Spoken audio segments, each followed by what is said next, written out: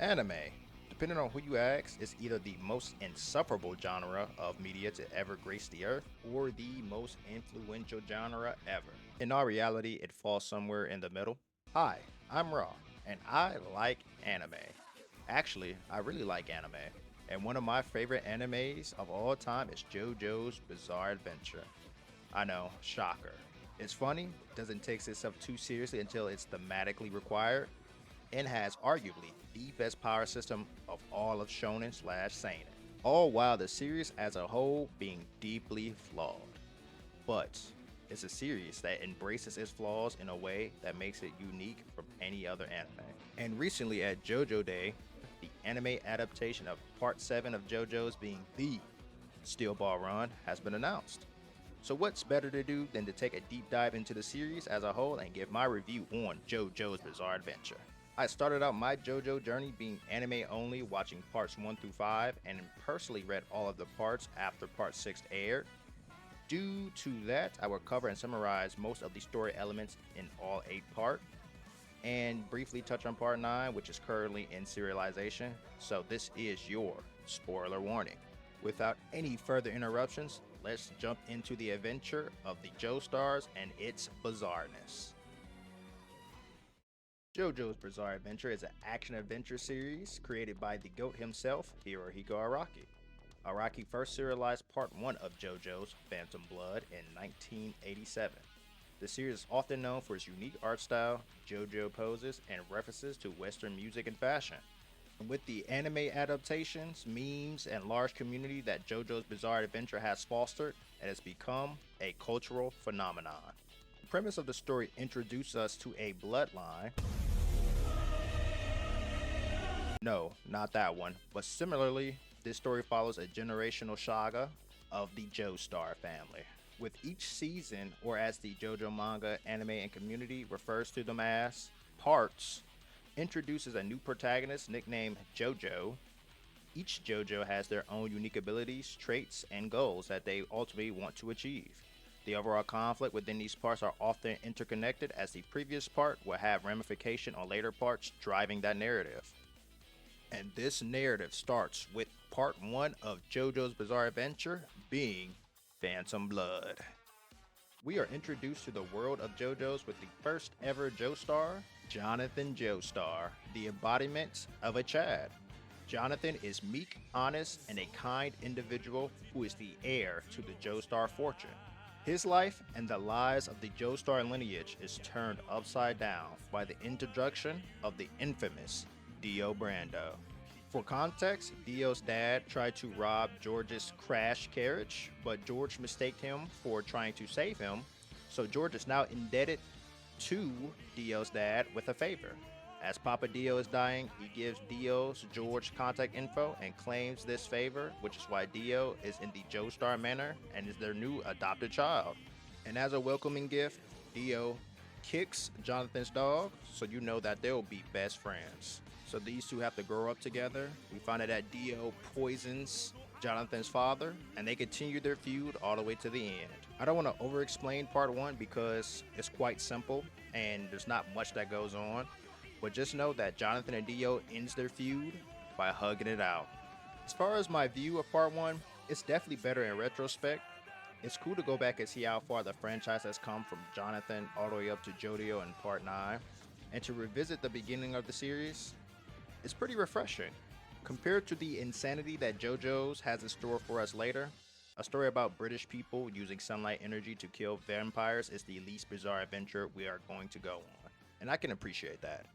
But part 1 is still the worst part out of all the parts, not because it's horrible or it's just a monstrosity put on screen, but rather it was Araki's first story within the series, and in comparison to the other parts, the story is not as interesting or creative or really bizarre as the others. Everyone who is not Jonathan or Dio is forgettable. Harmon as a power system isn't nearly as compelling as it is in part 2 and just doesn't compare to stands in general. And you can tell this is a first iteration of a story just based off the plot and the simplicity of it, which is understandable. Everything I said isn't really a knock against it, but the other parts are just so strong, whereas part 1 really doesn't benefit from the creativity that Araki brings later in the series. Solid 5 out of 10. If you're feeling nostalgic, rewatch this part. Part 2 of JoJo's Bizarre Adventure gives us a whole new perspective with the newest member of the Joestar family, Joseph Joestar. Our boy Joseph is a knucklehead who carries a Tommy gun with a drum mag, and the contrast in tone and overall shift between parts 1 and 2 shakes things up, as it feels that Araki is finally comfortable with writing, well, a bizarre adventure. One of the most compelling parts of the series is seeing this family tree progress and how the previous generation impacts the others, and we get that with the Stone Mask and the Pillar Men. This interconnection allows us not only to be linked with the other Joestars in relation, but in consequences as well. We get a better insight of the history of Haman and get a well-needed training arc with the power system. In the previous part, where only Jonathan and Dio were interesting, we have Joseph, Caesar, Lisa, Speedwagon, Stroheim, and the Pillar Men. Even the nameless henchmen are hilarious in their own right. Everyone in this part is so uniquely wacky and odd to where you just find yourself having a great time. Our boy Joseph is tasked to face off against the ancient superhumans, aka the Pillar Men, who created the stone mask that Dio used in part 1. They need another MacGuffin, being the Red Stone of Aja, which is infused with the other MacGuffin being the stone mask to create the ultimate life form. Everything in part 2 works for me. The characters and the lovability of the cast and overall just the vibes enhance the story to where it makes part 2 Battle Tendency that much fun. I'm giving this a 7 out of 10. We move further down the Joestar family tree as we get to Stardust Crusaders. And the JoJo of this part is none other than Jotaro Kujo. You might be asking yourself, why is his last name Kujo instead of Joestar?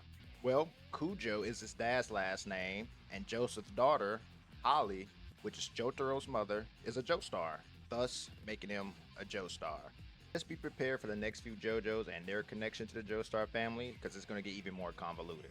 We start part 3 with seeing Jotaro in jail because he beat up some thugs, and he's refusing to leave his cell because he thinks he's possessed by a spooky ghost. Ali calls Joseph, who is now an old man, to assist his grandson.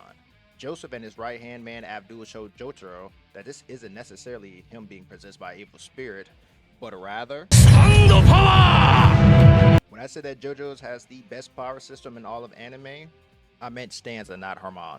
So yeah, forget everything you know about Harmon because stands are the new craze nowadays. What makes stands the best power system, at least in my opinion, is the overall creativity and the seemingly limitless ceiling that stands can have. We're talking about design, function, and the overall presence that a stand possesses. I just don't think any other power system encapsulates all those elements into one. Anyways, Joseph goes on to tell Jotaro about their generational beef with none other than Dio, who now possesses the body of Jonathan Joestar. He goes on to state that Dio's revival has caused the emergence of these stands in both him, Jotaro, and people all over the world, so they go on a quest to kill him. From everything that was introduced, I was thinking that part 3 was going to be the best part yet, but this part was fairly mid. And I think if you ask anyone who isn't a JoJo's meat writer, they would typically agree. I think the Monster of the Week description, or I guess stand user of the week concept, gets old really quick. Like, yeah, I get it, these are Dio's henchmen and they're trying to stop our main group, but some of these antagonists or some of these stands are just not needed. We did not need a predatory gorilla, a Mad Max vehicle, or the literal sun as full episodes of this part. There are 50, yes, 50 episodes in this season. You're not telling me that all of those stands and all of those interactions was needed and added substance to the overall plot. Overall, my issues with part 3 is pace. Pacing of a series can really make or break the enjoyment that you have with it, and I feel like that ring true with part 3. Jotaro versus Dio did go crazy, but everything outside of that, I like to say, is mid. This will be a 5 out of 10 for your boy. Now, part 4 is really where JoJo starts to shine in the aspect of stands, characters, and atmosphere. When I said earlier that JoJo's is a deeply flawed series, but it embraces those flaws, part 4 comes to mind instantly and is the epitome of that statement.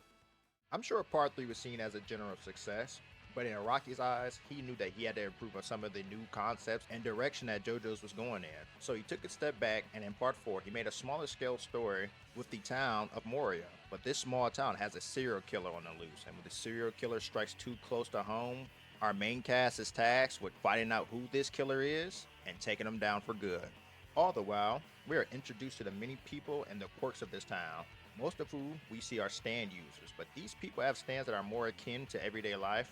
This part still has some crazy stands and even some that are borderline extraterrestrial, but the stands definitely in this part are more representative of its setting. And I can stand when people say that part 4 is boring, or even more stupidly that it's filler, which is only a small few people in the fandom. Just because the story is slower paced, focuses on the suspense and characters, doesn't automatically make it boring. And just because this part doesn't add consequences or necessarily link to a part of head, it doesn't make it filler. For all intents and purposes, this part lives up to the namesake of JoJo's Bizarre Adventure better than part 3. So where people say that part 3 is where JoJo hits his stride, I say that part 4 is the JoJo formula done right. Chase is the best JoJo OP, and part 4 overall gets an 8.5 out of 10. We then get to part 5 with the most out of place looking JoJo of them all, Giorno Giovanna. That's because he is Dio's son. So essentially, because he stole Jonathan's body, he proceeded to procreate with an Italian woman. Thus, he is technically a part of the Joestar bloodline.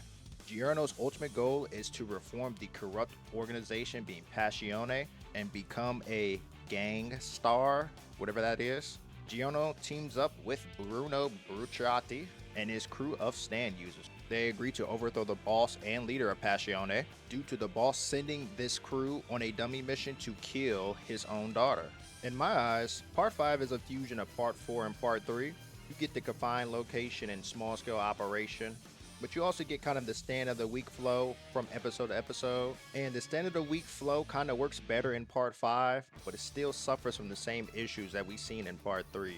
Mind you, the length of part 4 and part 5 is the same at 39 episodes, but part 5 just feels so much longer.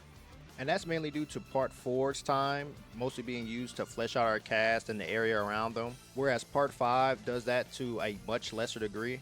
I just think part 4 in general utilizes its time better in the episodes it's given.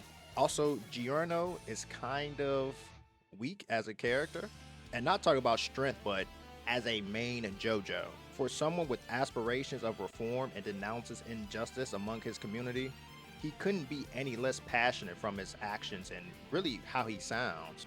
The rest of the gang does pick up his slack as they have their own unique personality and contribution to the group. And I know part 5 is pretty polarized between the JoJo fanbase, but I am among those who really like part 5, and that's mainly due to the stands and the fights. This is specific to the anime, but the animation and the fights and the sequences are just top tier. For me, the good just outweighed the bad, and I find myself enjoying Golden Wind a lot. And with that, I'd give part 5 of JoJo's a 6-ish, 7-ish out of 10. I'm in between a 6 and a 7, so we'll stick with the ishes. Next on our list, and the anime with the most recent anime adaptation, part 6. Stone Ocean follows Jolene Kujo, who is the daughter of Jotaro Kujo, as she navigates life in Green Dolphin Street Prison after being wrongfully convicted of a crime. Sheesh. The story takes a dramatic turn when Jolene discovers that her imprisonment is a part of a larger plot orchestrated by Enrico Pucci, a disciple of the infamous Dio. Now you all see what I'm saying when I say that Joestars have generational beef with this man. But back to the plot. So she rounds up her prison buddies and try to foil the evil plans of Pucci, which is to reset the entire universe. So yeah, the priest of the prison wants to reset the entire universe of JoJo's Bizarre Adventure. There's some finer details in there, but you get the gist of it. So what do I think of this part? Well, I think it's a mess. The plot on paper is engaging, and really every JoJo plot on paper is engaging, but the execution specifically in this part just did not hit for me. Like, we understand the motivations of Pucci and what our main cast wants to do, but I feel like we struggle to eventually get there, and we kind of like meddle or, do side quests. This part has a beginning and an end, and a really good beginning and end, but the middle is just filled with randomness. And not the good JoJo randomness. I'm talking about the bad JoJo randomness. And I think this all points to the setting being a prison. The majority of this part is set in the prison, and I think it really constricts what the characters can and can't do. to the point where it actively hurts the whole part. And that may be the vibe Araki was going for, but at least for me, I just couldn't quite jive with it. Also, the collection of stands seen in part 6 is probably the worst out of the whole series, only rivaled by part 3. And this is for the anime only, but I do not ever want to see CGI stands ever. You can CGI the objects and all other things, but stands is where I draw the line. When I saw CGI Whitesnake, I unironically got scared. It was like seeing the whole King's Ramsey thing in Curse of Cowardly Dog. Part 6 is the first part of JoJo's that I started reading after Part 5 stopped airing, and I believe that the manga is better than the anime adaptation. And I know that's the case for a majority of manga to anime comparisons, but for a series like JoJo's, which started in the 80s, the anime has always been better in my opinion. But for Part 6, it's the opposite, and I always found that interesting for some reason. This part does have some good though. The cast is very likable and they mesh well together. The ending to part 6 is really good and really emotional, but the discombobulation prior just really lowers my overall perspective of this part. I'm sorry to all the 30 Stone Ocean fans out there. 5 out of 10. Remember when I said that this series is deeply flawed but embraces it? Well, Araki embraced it and created the best part of JoJo's Part 7, Steel Ball Run. Part 7 has it all. Ask anyone who has ever read this part, they'll say that Steel Ball Run is the best. From the JoJo, JoBro, JoFo, setting, tone, stands, the plot, and the thematics, this is the most airtight, thrilling, and engaging story Araki has ever put to paper. And in general, the way Araki has developed as an author and an artist is one of the many reasons why I come to love this stupid story. Think about it. Is it as consistent as the highly regarded One Piece, Berserk, Hunter x Hunter, Attack on Titan, Code Geass, Vinland Saga, Vagabond, or many others? If I was to ask a crazed JoJo fan, they would say that JoJo's is better, but I'm not crazy. I'm self-aware, and I can definitely say that those stories are better. Do those stories have the resiliency that JoJo's Bizarre Adventure has? On the surface, it may sound like a stupid question, but really, just think about it. I know I may have overused it in this video, but the concept of this story is truly bizarre. You have a paraplegic man who finds an Italian executioner who uses mathematics to spin steel balls to harness infinite energy. They enter a race across America on horses in 1890 for a grand prize of $50 million while fighting random racers and stand users alike, all while trying to take down the President of the United States. And Dio. And with the anime announcement at JoJo Day 2025, I really implore everybody to either read or tune in to when the anime is actually released to understand why I am so hyped about this. I can't really explain how good it is in words, but it just feels like this was what part 3 was supposed to be and Araki doing a redo. I hope and pray that David Productions would take their time, capture every element of the manga, and adapt it to the anime. No CGI stands. 9.9999999999999 out of 10. JoJolin is the 8th major arc in JoJo's, and if part 7 was part 3 redone, then part 8 is part 4 remastered. No, like seriously, same setting, same JoJo, but different universe. And it kind of follows the same formula as part 4, and as a part 4 enjoyer, I'm not too mad at it. It even keeps up with the quality of part 4 all throughout the story, up until it doesn't. That's because the final boss was introduced just very late in the story without fleshing out his character or really giving any depth to his motivation. Yeah, the Wonder U is cool, he's menacing, he's strong, but that's not substance. We need substance. And the rock humans in general is just underwhelming. I don't know, I just think part 8 is good until it drops the ball near the end. And even then, I still enjoyed it. Me reading it, and even with the dropping of the ball, didn't assassinate the part's credibility. Also, this is the longest civilization a JoJo part has ever been a part of. Like, it took 10 years for this manga to complete. Just a fun fact. Yeah, just a good, solid part. I think 7 out of 10 is appropriate, so we'll go with 7 out of 10. And while we're here, we'll just briefly touch on part 9, which is the latest ongoing release from Araki. It's only like 20 something chapters in. Like earlier, if part 7 was a part 3 redo and part 8 is the remaster of part 4, then part 9 is part 5, but in Hawaii. Again, not much to say, so question marks out of 10. And with that, I present you all my final rankings of all the current JoJo parts. Thank you all for watching. Leave a like and subscribe. If you dislike, tell me why. As always, Jesus loves you all. And until next time, folks. アリーベ・デルチ